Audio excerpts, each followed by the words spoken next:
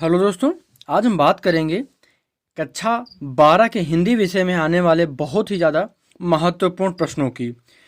इस वीडियो में उन सभी प्रश्नों को मैं बताने वाला हूं जो परीक्षा की दृष्टि से बहुत ज़्यादा महत्वपूर्ण हैं या फिर कहीं न कहीं परीक्षाओं में पूछे जा चुके हैं।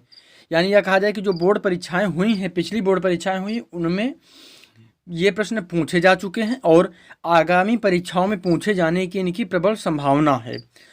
और बोर्ड परीक्षा के हिसाब से ये सारे प्रश्न बहुत इम्पॉर्टेंट हैं, बहुत महत्वपूर्ण होंगे। तो इस वीडियो को आप पूरा ज़रूर देखिएगा। और चलिए वीडियो को शुरू करते हैं। अगर आप चैनल पर नए हैं तो सब्सक्राइब जरूर करिएगा।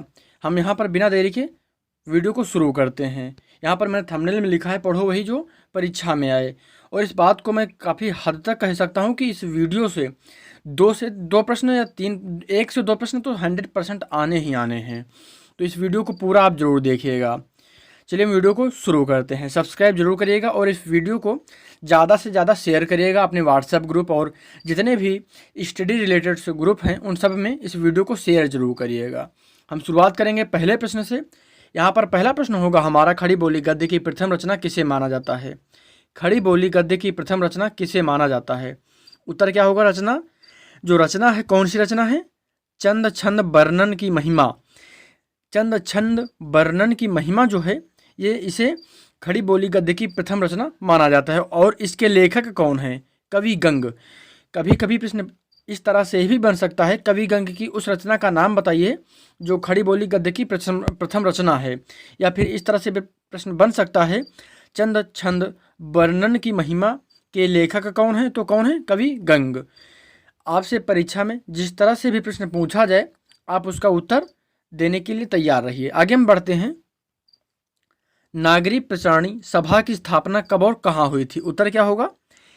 1893 ईस्वी में काशी में हुई थी। आगे हम देखेंगे 200 वैष्णवन की वार्ता गद्य रचना किस भाषा में रचित है? उत्तर क्या होगा?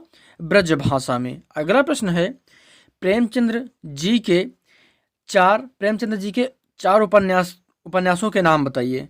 प्रेमचंद जी के 4 उपन्यासों के नाम बताइए। तो क्या होगा? गोदान, गबन, निर्मला और सेवा सदन। यहाँ पर मैंने आपको 4 उपन्यास बताए हैं। हो सकता है आपसे परीक्षा में 2 पूछे, तो यहाँ पर आप चारों याद रखेंगे। गोदान, गबन, निर्मला, सेवा सदन, ये चारों उपन्यास आप याद रखेंगे। प्रेमचंद्र जी के हैं, प्रेमचंद्र जी के 4 उपन्यास हैं ये। आगे हम देखेंगे, जयशंकर प्रसाद जी के उपन्यासों के नाम लिखिए। तो यहाँ पर कौन से उपन्यास हो जाएंगे? तितली, कंकाल, इरावती। अच्छा, यहाँ से एक प्रश्न और बन सकता है, जयशंकर प्रसाद जी के अधूरे उपन्यास का नाम बताइए। तो कौन सा उपन्यास है? इरावती।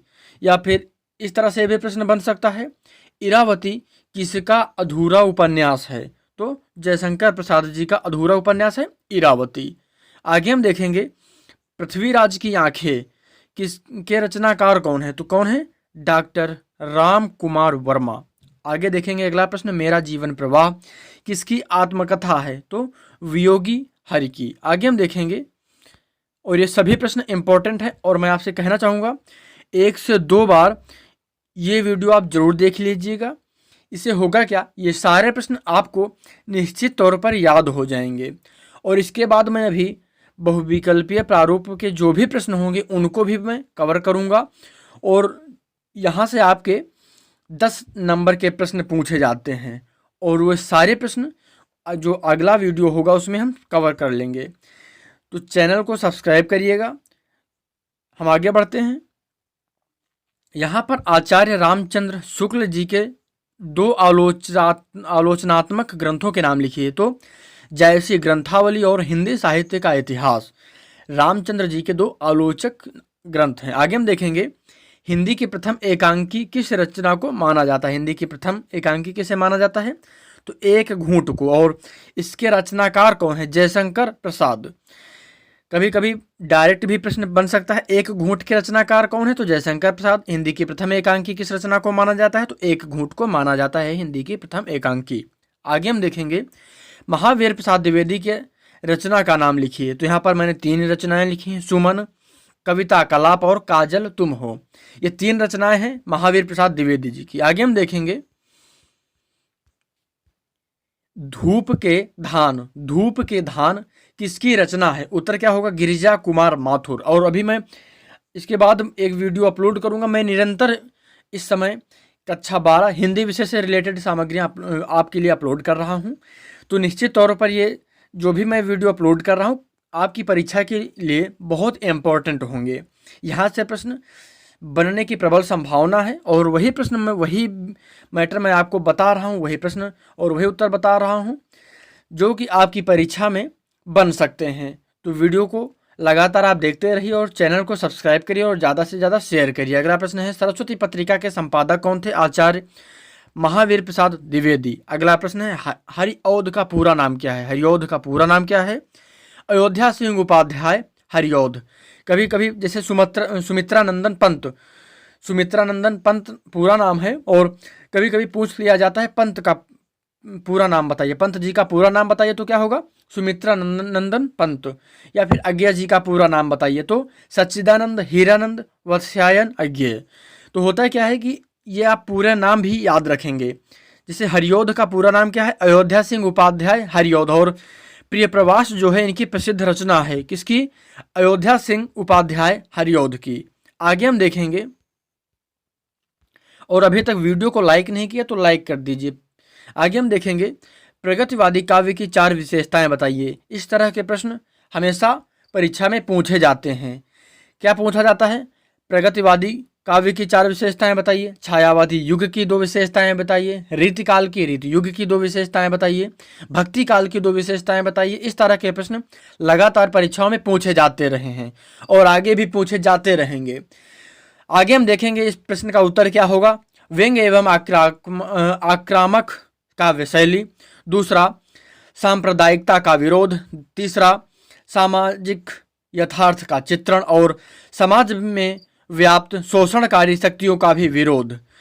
ये 4 प्रगतिवादी काव्य की विशेषताएं हो जाएंगी। हो सकता है आपसे प्रगतिवादी काव्य की 2 विशेषताएं पूछे तो इसमें से आप 2 याद कर लेंगे। इन चारों को आप याद रखेंगे और यहाँ से आप 2 लिख देंगे।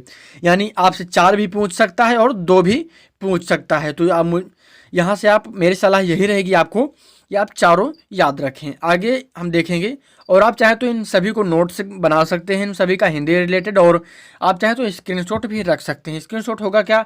जब आपका मोबाइल चार्ज नहीं रहेगा तब आप इसे पढ़ नहीं पाएंगे और हो सकता है डिलीट भी हो जाए। लेकिन आप एक बेहतर नोट, बेहतर कंटेंट के लिए तैयार रखिएगा, जो आपकी आगे आने वाली परीक्षा है, आगामी परीक्षाओं के लिए भी बहुत ही बेहतरीन कंटेंट मैं हिंदी से रिलेटेड इस समय दे रहा हूँ। इसको आप जरूर नोट्स बनाएं। आगे हम देखेंगे, छायावादी युग की 4 विशेषताएं बताइए। प्रकृति का विशद चित्रण, नारी प्रेम एवं उसकी मुक्ति का स्वर, अज्ञात व असीम के प्रति जिज्ञासा, सामाजिक रूढ़ियों से मुक्ति। ये 4 प्रमुख विशेषताएं हो जाएंगी छायावादी युग की। आगे हम देखेंगे, यहाँ पर तार सप्तक के संपादक कौन है? यहाँ पर मैंने अभी बताया था अज्ञेय जी। कभी कभी अज्ञेय जी का पूरा नाम भी पूछ सकता है आपसे परीक्षा में, तो आप पूरा नाम याद रखेंगे। सच्चिदानंद हीरानंद वत्स्यायन अज्ञेय, ये पूरा नाम है तार सप्तक के संपादक जी अज्ञेय जी का, सच्चिदानंद हीरानंद वत्स्यायन अज्ञेय। आगे हम देखेंगे, जो प्रथम तार सप्तक था इसका प्रकाशन कब हुआ था? 1943 ईस्वी में। और प्रथम तार सप्तक के जो कवि थे ये कौन थे? भारत भूषण अग्रवाल, प्रभाकर माचवे, गिरिजा कुमार माथुर, नेमिचंद्र जैन, रामविलास शर्मा, मुक्तिबोध और अज्ञेय जी। यानी सच्चिदानंद हीरानंद वत्स्यायन अज्ञेय, ये 4 जो ये लोग थे, यहाँ पर आप देख लेंगे।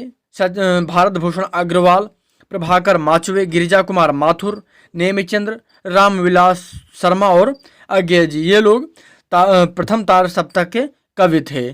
आगे हम देखेंगे, यहाँ से एक प्रश्न डायरेक्ट भी पूछा जा सकता है, प्रथम तार सप्तक का प्रकाशन कब हुआ था? इसको भी आप याद रखेंगे। कितना था? 1943।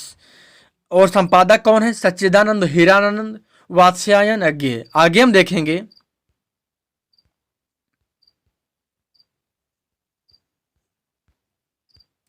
यहाँ पर अगला प्रश्न होगा, छायावाद के 2 कवियों के नाम लिखो। हो सकता है यहाँ पर क्या प्रश्न है आपका, छायावाद के 2 कवियों के नाम लिखो और उनकी एक एक रचना का नाम बताइए। तो यहाँ पर हम रचनाओं की शुरुआत करेंगे। पहले हमारे कवि हैं महादेवी वर्मा, इनकी मैंने 4 रचनाएं लिखी हैं।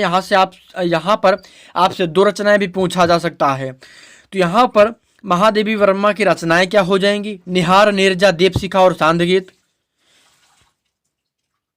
और उसके बाद जयशंकर प्रसाद, कामायनी, आंसू, ममता और ध्रुव स्वामिनी, सूर्यकांत त्रिपाठी निराला, परिमल, अनामिका, गीतिका और अप्सरा। ये 4 रचनाएं होंगी सूर्यकांत त्रिपाठी निराला जी की। और सुमित्रा नंदन पंत, मैंने आपको अभी बताया पंत, इनका पूरा नाम भी पूछा जा सकता है पंत देकर। यहाँ पर हम आगे देखेंगे सुमित्रा नंदन पंत की जो रचनाएं हैं वो क्या हो जाएंगी? पल्लव, चिदम्बरा, ग्राम्य और तारापथ। ये 4 रचनाएं हो जाएंगी। सुमित्रा नंदन पंत की, सूर्यकांत त्रिपाठी निराला की रचनाएं होंगी, परिमल, अनामिका, गीतिका और अप्सरा। उसके बाद जयशंकर प्रसाद जी की रचनाएं होंगी कामायनी, आंसू, ममता और ध्रुव स्वामिनी। उसके बाद महादेवी वर्मा जी की बात करें तो महादेवी वर्मा जी की रचनाएं होंगी निहार, नीरजा, दीपशिखा और शांत गीत। ये इम्पोर्टेंट हैं और उम्मीद करता हूँ यहाँ से 1 नंबर का आपका प्रश्न बन सकता है आपकी परीक्षा में। आप चाहे तो स्क्रीनशॉट रख सकते हैं और नोट्स बना लें, तो इससे बेहतर कुछ नहीं हो सकता। आगे हम देखेंगे, यहाँ पर हम बढ़ते हैं आगे और अगला प्रश्न होगा हमारा प्रयोगवादी काव्य की 2 प्रमुख विशेषताएं बताइए। यहाँ पर 2 विशेषताएं हैं, निरंतर प्रयोगशीलता और अनुभूति व यथार्थ का संश्लेषण। ये प्रयोगवादी काव्य की 2 प्रमुख विशेषताएं हो जाएंगी। उसके बाद हम बात करेंगे रीतिकाल की 2 प्रमुख विशेषताएं, जिसमें अपने आश्रितों का अतिशयोक्तिपूर्ण वर्णन और श्रृंगार रस की प्रधानता। ये 2 प्रमुख रीतिकाल की विशेषताएं हो जाएंगी। और मैंने अभी बताया है आपको, यहाँ से प्रश्न हर बार पूछा जाता है। प्रयोगवादी काव्य की विशेषताएं बताइए, रीतिकाल की विशेषताएं बताइए, छायावादी युग की विशेषताएं बताइए। इससे रिलेटेड एक प्रश्न 100% आपकी परीक्षा में हर बार पूछा जाता है और आगे भी पूछे जाने की संभावना है। आगे हम देखेंगे सुमित्रा नंदन पंत को किस काव्य संग्रह के लिए साहित्य अकादमी पुरस्कार मिला था? तो यहाँ पर कलावा बूढ़ा चांद, इस काव्य के लिए अब मिला था सुमित्रा नंदन पंत को साहित्य अकादमी पुरस्कार। ये कुछ बहुत ही इंपॉर्टेंट प्रश्न थे। ये वीडियो कैसा लगा आपको कमेंट जरूर करिएगा।